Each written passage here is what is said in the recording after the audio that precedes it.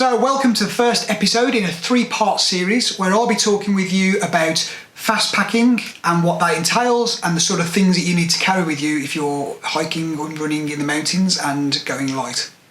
So what is fast packing? Fast packing is best described as fast, light and overnight. So you're taking all of your equipment that you need to stay out in the mountains for 2 days, 3 days, but you need to keep the weight really minimal so that you can cover large distances without the burden of a heavy backpack. So I'm going to show you today about what I carry with me, talk about what's inside and the sort of equipment and any sort of benefits and things that you should take and things that you probably don't want to take as well. Okay, so let's have a look inside my pack. So firstly, the pack I use is the Montane Trailblazer 30 litre, and I find this pack's just fantastic for ease of use, lots of pockets and also lots of expandable flexi pockets as well. So you can really utilise the full 30 litres, but more so it's odd shaped things fit in there really well, and because of that and the stretchy nature of the backpack, it means that you don't feel all the pressure on your back here because items like water bottles or gas canisters are pushing into your back. So a real comfortable, flexible rucksack for taking out into the mountains, and it's great for running with because it's quite thin on the straps, so it breathes well, so I find it doesn't get too sweaty. So let's have a look inside the pack. So first of all, there's a top pouch, and if I look inside of here, I keep my food. So this might be 1 or 2 days worth of food, which might include a boil in the bag meal. I generally go for dehydrated meals because they're nice and lightweight, and you can get lots of different calorie options now with boil in the bag meals. So I like these ones. These are about 600 calories. If I'm going to go for something that's going to be very enduring, or so a day that I'm going to have to really push hard, I might go with something like a 1,000 calorie meal. A company called Expedition Foods do some really good 1,000 calorie meals and 800 calorie meals, and they're really tasty as well. So that's the sort of stuff that I'd carry in the top, and also keep my spork in there as well. So I'll keep it in there just so that it's separate from everything else.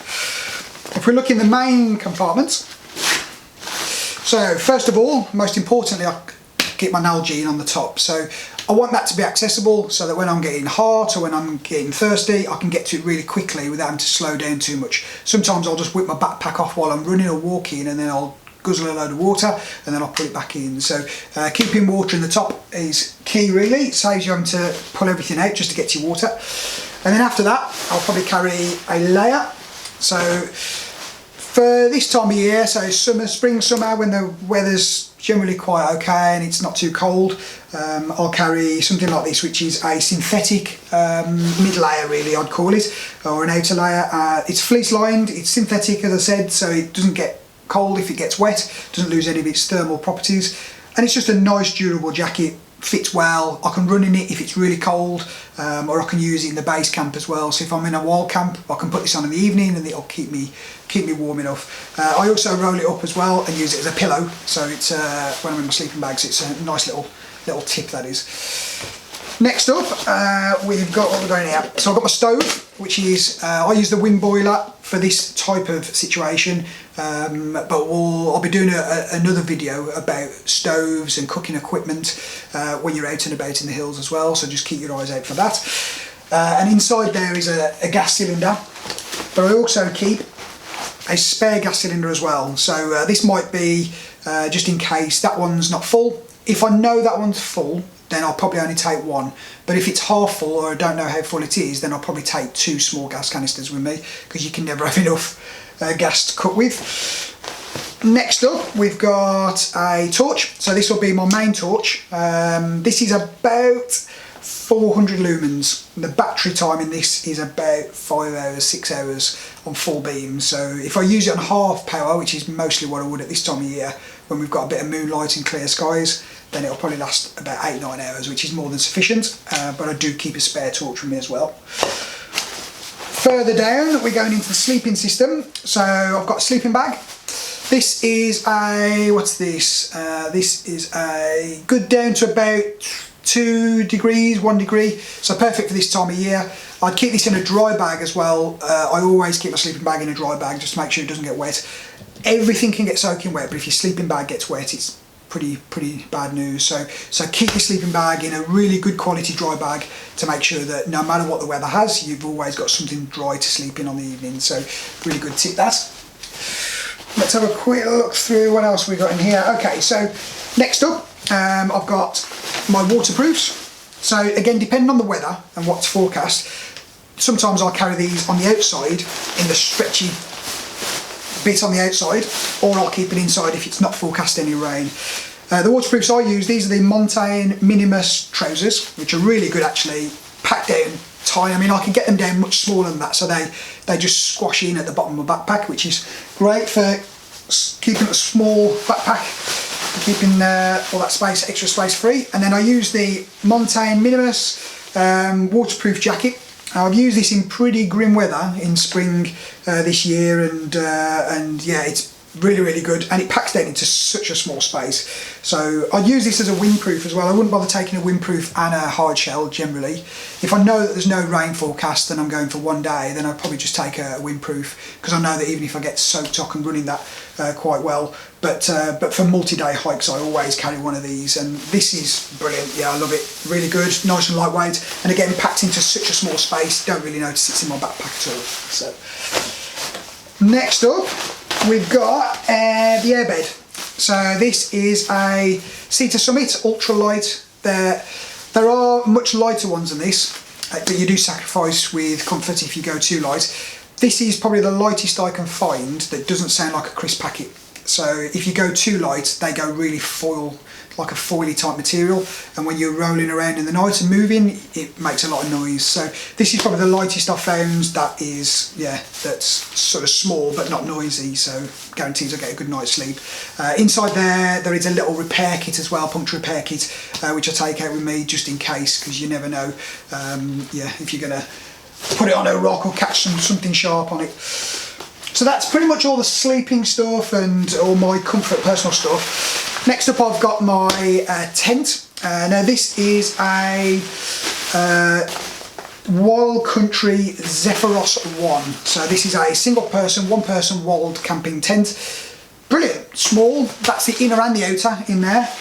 And then I've also got poles, which again are really small, and some pegs as well, and a little repair kit in there. So just keeping, the smaller the tent is, the smaller you can get the bag, and I find that the tent takes up so much space in the bag that it really does pay to get a lighter tent. So I've been really impressed with that actually. Used it in some pretty bad weather, and yeah, it's fantastic for this sort of stuff.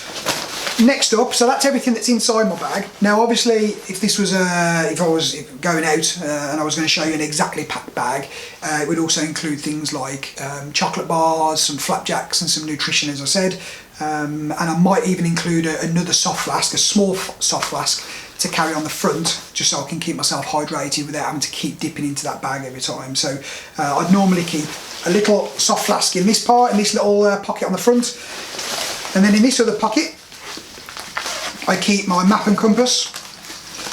So for this I generally take, depends on where I go, but I know the mountains of this area quite well, so I generally carry a 1 to 50, which guarantees that I've always got the detail that I need, but I'm never really going to need that micro detail that you'd need if you were doing micro nav in winter, for example. So if I was going out in winter, the equipment would be a little bit different. I would obviously have running spikes maybe, or and I might also carry a 1 to 25 map or a 1 to 40 map, which is a good trade-off as well. So, but yeah, really good. And then obviously the compass on the top of there, and I've kept that away from mobile phones and magnetic equipment or magnetic items. So that just stays in that front pocket, just in there. Going through to the side pockets. Plenty of pockets on these bags. So in here again, I probably normally keep my extra nutrition, and I also keep a spare torch, because these torches are so lightweight, it's not worth having just one torch and being caught out in the dark with a torch that's dud. So just carrying one spare extra torch is worth it, you know, just a little emergency one. And on the other pocket on the side here are basically, this is my keeping warm kit, or the sort of stuff that I'd use as a way of slightly adjusting my temperature. So we'll start off with the trusty, this is like a buff, or this is the Montane Primino 140. So this is a nice merino layer buff. I can put this on my head, or I can put it on my neck as well. I sometimes find that if I'm running, I get a wet head, I'm not too bothered, but if it starts running down my neck, I get a bit frustrated. So I might put my hood up and then I'll stick this on my neck just to stop any water from going down inside. It's also a good way of acting as like a baffle on your waterproof, so it'll stop any sort of heat from coming out if you do get cold. But brilliant, really good bit of kit, well worth taking. Next up, I take a set of gloves, and these will be a thin set of just normal synthetic gloves. I think these are some Montane gloves as well, and these are brilliant. Again, nice tight fitting. Get wet, it doesn't really matter. They stretch quite a lot as well, and they're great if I'm going to be scrambling or touching cold rock as well. So I'll always keep a set of those in my bag. And the visor. So visors, great. Keep the shade off your face, keep the sun off your face, but also, yeah, just keeps your head nice and cool as well, because your head's still exposed to the wind. So I really like running with a running visor on nowadays. I used to use a cap and found my head had got quite sweaty. So yeah, a really good little bit of equipment. And that is everything that is in my rucksack. So I hope you enjoyed today's video about fast packing and multi-day mountain runs. I think it's important just to remember that you need to know your own comfort level when it comes to running in the mountains. You need to know that how cold you're going to get, and you also need to know how to keep warm and how to look after yourself. The equipment that I've shown you today is quite a minimal approach, but I spend a lot of time in the mountains. I run pretty much most days, or I'm at least in the mountains every single day, working or running for pleasure. So it's worth knowing yourself and knowing your own limits before you attempt to go and do a big multi-day fast packing run. So yeah, layering is really important, making sure that you take enough equipment to keep yourself warm, and also take enough equipment to keep yourself safe. I've obviously, in my pack as well, will always keep a small first aid kit, and I'll also keep a mobile phone as well. And the mobile phone will be kept fully charged, and it will be in a waterproof bag, and I'll take a little extra charge pack with me as well. So it's worth just remembering that you are very exposed as a mountain runner, and you need to make sure you put things into place so that if anything happens, you can keep yourself warm for 2, 3, 4 hours, waiting for help. So having obviously a tent and all that equipment is part of the system, but being able to get in contact with people with phones and having a backup with that as well is really important. So don't forget to subscribe to our YouTube channel, check out our Facebook page, The Mountaineering Company, or visit our website, themountaineeringcompany.co.uk, for more information about the courses, events and expeditions that we run throughout the year.